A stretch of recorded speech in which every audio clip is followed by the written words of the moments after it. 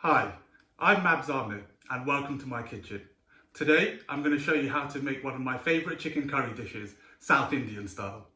So we're just finishing the prep of our vegetables now, so I've just finished chopping the final bit of my onion. I'm going to place that over here. So I've used a combination of white and red. You can use any, they're all the same really, but that's just what I prefer. I've quartered my tomatoes and I've sliced my peppers and I've got my bunch of coriander ready to go, and I've got my green chilies which do pack a bit of a punch.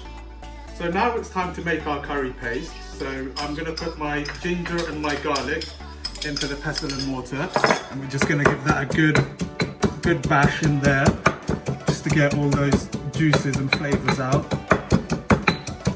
That's just a few seconds. Good to go. Just while it's mash, it's good to get it going. I've got you here. I'm going to show you some of the spices that we're going to use as well. So we've got bay leaves, we've got star anise, we've got some cardamom pods, a couple of bits of cinnamon, we've got some cloves, some curry leaves, and some mustard seeds. So now the fun begins. We're going to start by putting our cooker on. We're going to put the heat to the lowest temperature because I'm using cast iron and I don't want the pan to be too hot. It will burn our paste. So we're going to start off with a generous amount of oil.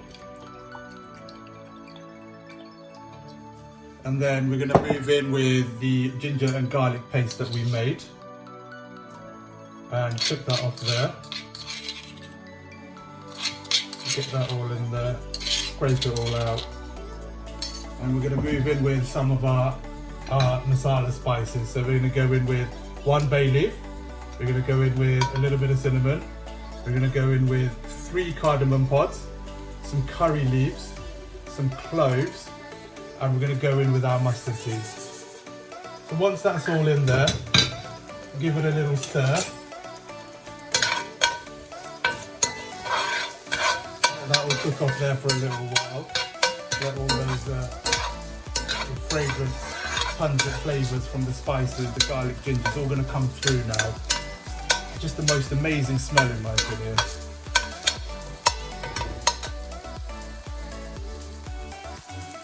So as you can see, the garlic is starting to brown off now and the spices are really starting to open up and release their flavours. So this is probably the time that we're going to go in with our onions. So we're going to go in with the whole amount.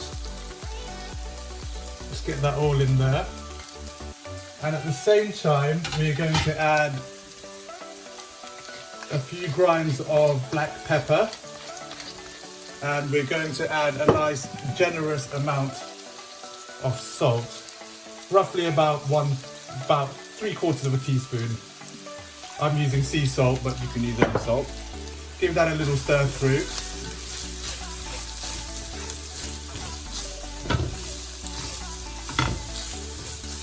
Just get all those spices and onions going together. So once we've given that a mix, we want to now put the lid on, probably for about 2-3 minutes.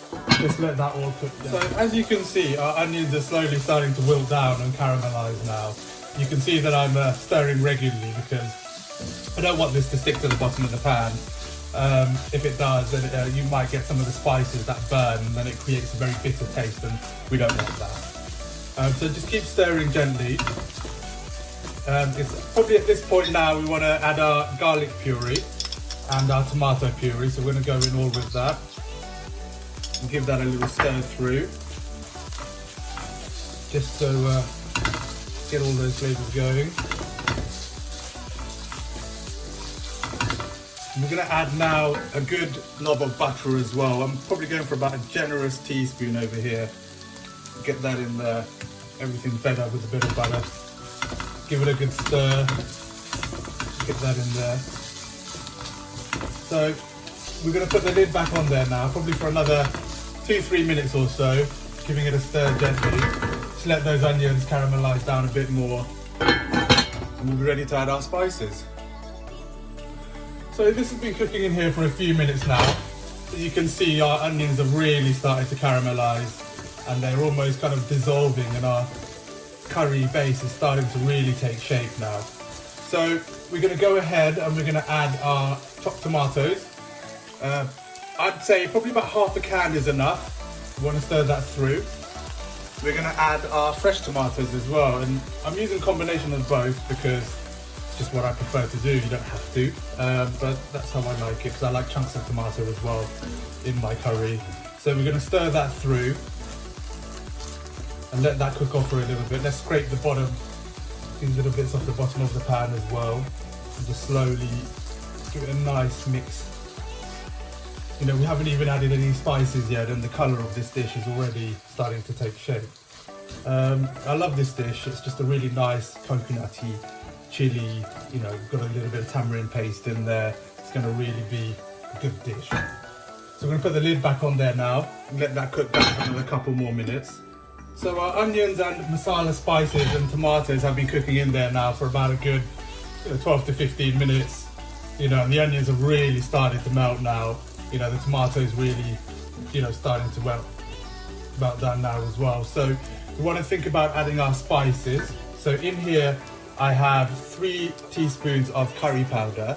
I have 1 teaspoon of turmeric, 1 teaspoon of ground coriander, and half a teaspoon of smoked paprika. So we're going to go all the way in with that. Get it all in there. And we're going to stir that through. Now it's important at this point to keep the temperature as low as possible because we don't want to burn the spices. We want to slowly cook them off so they release the most flavour as possible. And we're just going to stir that in, and you can see the colour really starting to change now. You know, curry is one of my favourite dishes, and just the whole cooking process is lovely. You know, so we're stirring that in, and we want to cook off these spices now, probably for about a good 10-12 minutes. So we move on to the next stage. So we're going to put the lid back on and let that cook off. So this has been cooking in here for about 10 minutes or so, and the onions and tomatoes and the spices have really started to cook off now. I've been stirring this regularly, sort of every minute or so. If it gets a little bit dry, you can always add a little bit of water, which I'm going to do because we don't want all to stick at the bottom of the pan. So just a dash of water just to give it a little bit more moist. I'll give it a good stir, and this dish is really starting to take shape now. The smells and then the fragrance coming from the pan already is just delightful. So we're going to add 4 green chilies. I've just pierced them. We're going to keep them whole. They're going to go in, and I'm going to add half a teaspoon of chili flakes. And we're going to go in with half a squeezed lemon, just the juice, go straight in there. Give that a stir. And it just adds an extra moisture to the dish as well. So we're going to go in with our tamarind paste. You can buy it from the shop, don't bother making your own. It's just as good. 2 teaspoons of that there. And we are going to go in with our coconut milk. So I've used a whole tin here. Just put it all in and give that a little stir through. Just slowly get all those flavours combining together now. You can see the colour, it's just amazing. Give it a stir. And then we want to put the lid back on there, probably for a couple more minutes, just to bring that temperature back up again. And we should be ready to add our chicken. So that's been simmering away now for about 10 minutes, and I've just been gently stirring it. You can see now that our curry is really on its way there now. So I think it's time to add the chicken. Notice that I'm adding the chicken last because I want the chicken to really absorb all of those lovely flavours, spices and herbs that we put in. So we're going to put that all in there. I've got about 500 grams here of chicken breast. You can use any bit of chicken. I prefer breast, but you can use thighs, you can use drumsticks, it's totally up to you. So we're going to stir that in there and get all those spices around the chicken. I'm going to let that stay just immersed in all the sauce. And then we're going to put the lid back on there now, and we're going to leave that to cook in there for about 10-12 minutes or so, and we'll come back and give it a stir. So our chicken's been simmering away in there now for about 12 minutes. Just been stirring it sort of every minute or so, for a minute and a half or so, and you can see that the chicken's really starting to cook now. And it's really starting to look like a finished dish. So we want to think about putting our red peppers in now. Get that all in there, give it a nice stir. And we want to put the lid back on there now. But at the same time, we want to start thinking about making our rice. Just going to put the lid back on there. So there are many ways to do rice. This is just the way I've been taught to do it. This is the way I prefer to do it. So you can see that I've got a big saucepan and I've filled it almost 3/4 of the way with water. And I'm going to add my Basmati rice, which has been washed and drained as well. I wash my rice because I like to wash the starch off it. It gives it a really nice, delicious fluffiness, when it's ready. At the same time, I want to add a couple of dashes of oil. I'm going to add, a really lovely bay leaf, a nice fragrant star anise, some cinnamon, and 1 cardamom pod. I'm also going to give it a little pinch of salt there and give it a stir and let that come to the boil. So our rice is on the boil and our chicken's been simmering away now for about 15 minutes. We're just going to be stirring it, giving it another stir now, and just get all the bits off the bottom. And we want to go in now with our coriander. So I love coriander. It's one of my favourite herbs. So I'm going to stick a good bunch in there. Nice fresh coriander. And we're going to stir that through. And let the magic happen. Put the lid back on there for a few more minutes. So our chicken's been cooking in there for about just under half an hour or so. It's starting to look like a complete dish. I'm going to get a spoon and just try a little bit. Wow, that's absolutely banging. I'm going to give it a little stir. I think this curry is now complete. So I'm just stirring our rice. Just give it a little squeeze.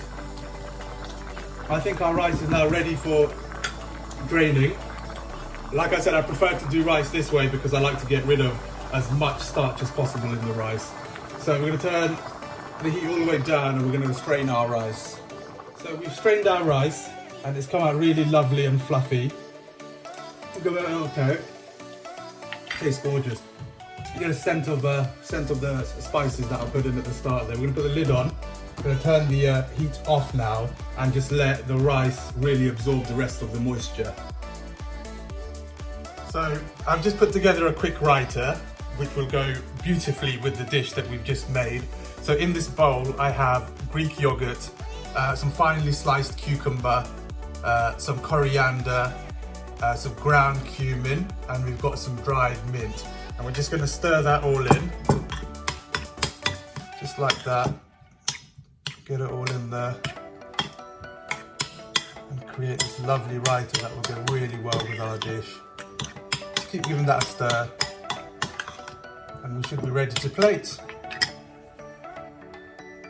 So there you have it, ladies and gentlemen. Chicken curry Sri Lankan style with star anise bay leaf infused rice, cumin, cucumber and mint raita. Enjoy.